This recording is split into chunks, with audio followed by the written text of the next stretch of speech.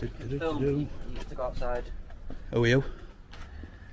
You can film, that's absolutely fine, but not in here. I didn't ask if I could film, I asked who you are. It's private property. I just tell you who I am. I didn't ask if it was private property either. Okay? Yeah. You're allowed to film outside the gate, that's absolutely fine. Right. Who are you? Who am I? Yeah. Well, you can't. Dale just, can you just stand back a little bit, please? No, you're not filming in here.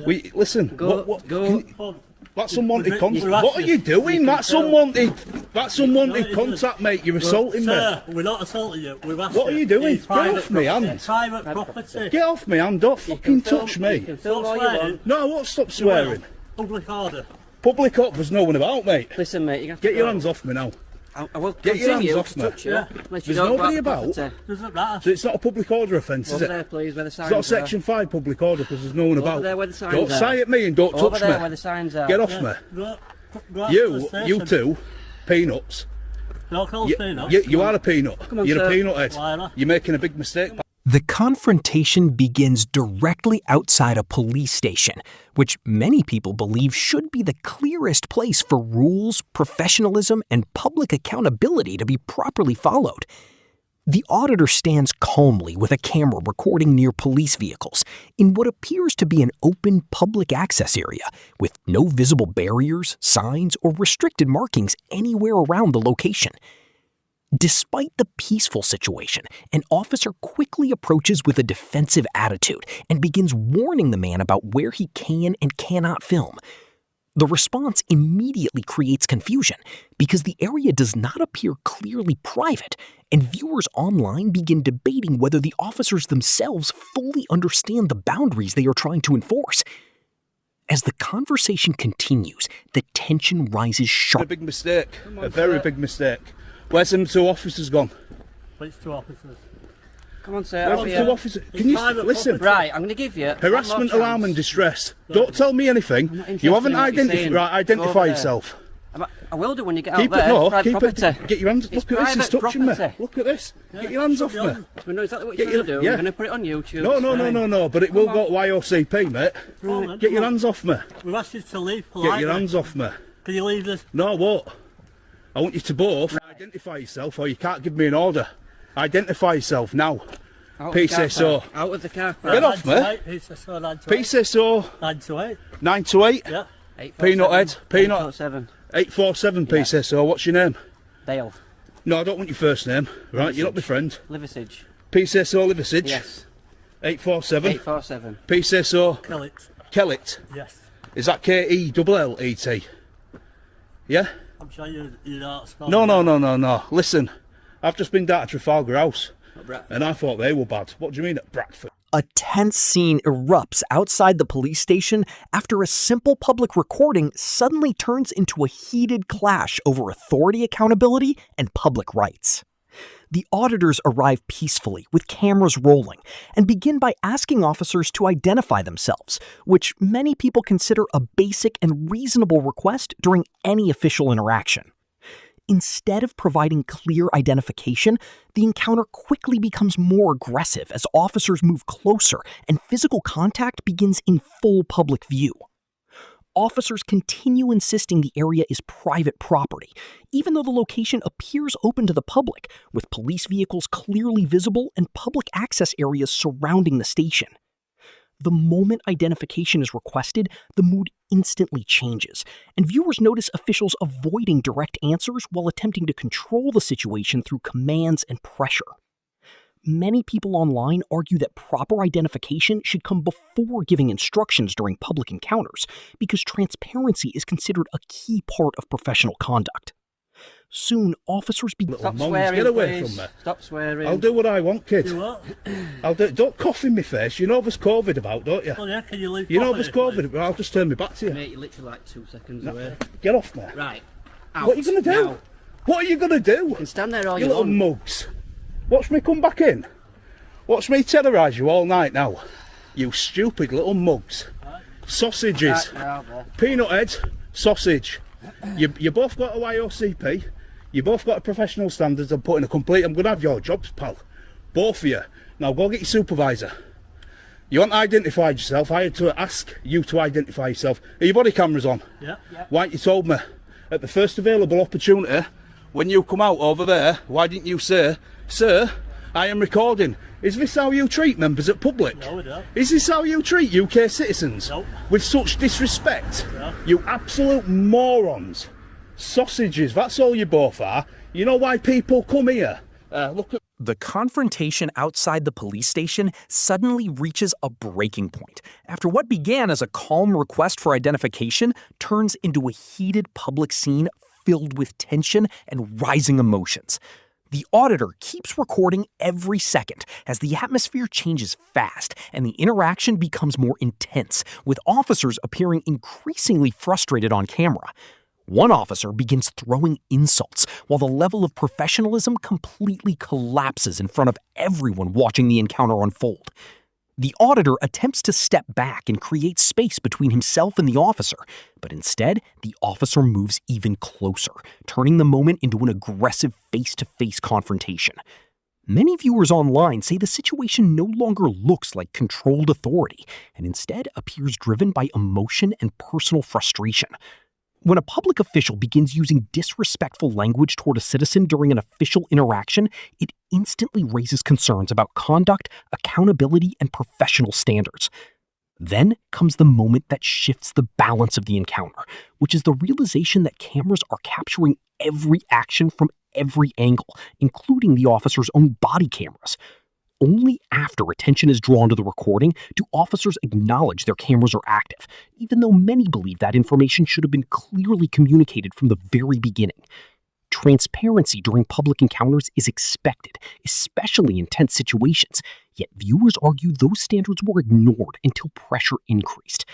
The auditor then delivers a powerful statement, asking whether this is truly how citizens should be treated, and that message... You know why people come here?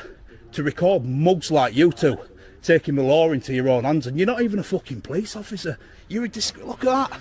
Look. Yeah, I feel harassed, alarmed and distressed. I want to put a complaint in about these two. You need to ring them two there. Peanut head and sausage roll, both going to IOPC. Identify yourself, please, officer. I'm recording you. Yeah, identify yourself. Right, identify yourself. I'm PC 1105. 1105. What's your surname? You don't need to know it. If a member of the public asks you to identify yourself, you have to give me your collar number, your surname, and what station you're based at. Where you're based. All I need to give you is my collar. Where you're based. You don't need to know. Right. So. Professional standards. Right, listen. I'm not talking to you because you're not identifying yourself properly. Right, I have. I've identified. I want to speak to this lady. Right, no, I'm going to make this very clear. Stop touching me. That says there's no public access to here. You've been in this yard. No, I didn't come in this way and I didn't see that sign. Right. I went to reception. I've just discovered you don't have one. Okay. Yes. Right, move out of my way, sunshine. I want to speak to this lady here. Right. Can you come and speak to me, please, officer? You're not listening to what's being told to you, are you? No, I don't want to speak to you. Right.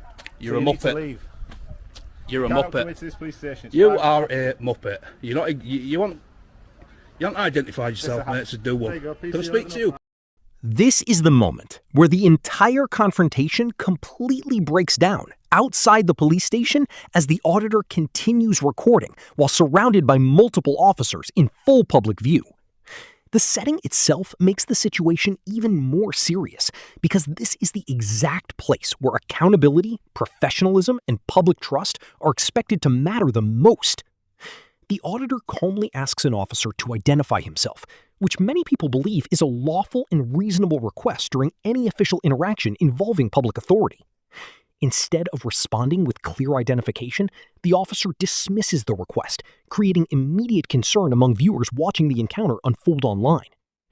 Many people point out that officers are generally expected to provide their name, identification details, and station information when asked during public interactions, because transparency is considered a basic part of professional conduct. As the pressure builds, another officer steps forward and begins using insulting language toward the man recording, which quickly damages the tone of the entire encounter.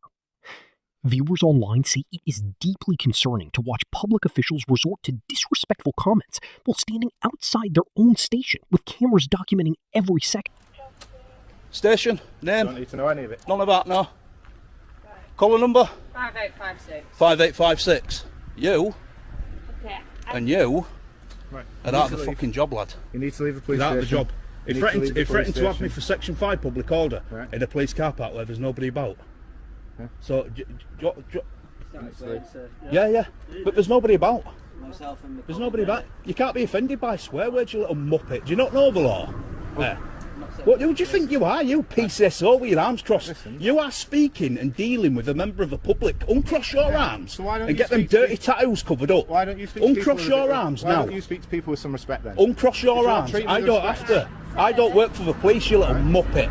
You do. Yeah, but if you want Uncross to- your arms now. Who do you think you're talking to? If you Who want do you to think be you are? treated with respect, Who do you think you are? need to Go treat away, I'm not people talking to you. with respect. Are The you? young girl behind him just off, please. Can you keep it down? Yeah, of course. You are Of course. causing harassment alarm and Right, yeah. the No, workplace. them two have done it to me. We're leaving now. Right, I'm not gonna swear or anything out. The tension outside the police vehicle compound reaches its highest point as the auditor stands his ground, surrounded by several uniformed officers, while his camera continues recording every second of the encounter.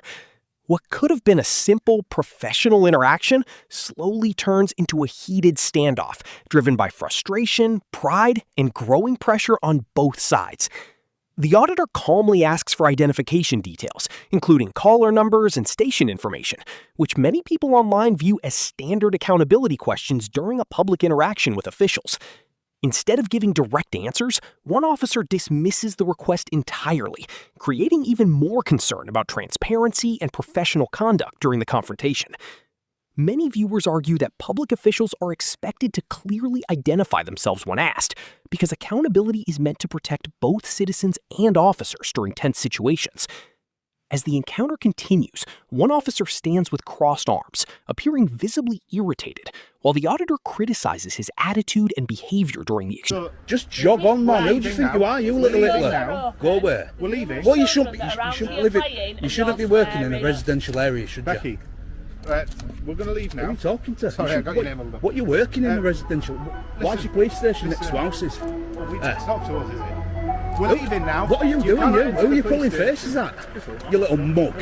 Go on, you're dismissed, all of you. 1, 2, 3, 4, 5, dismissed. Right, it's a Do private- one. It's a private place. Go away.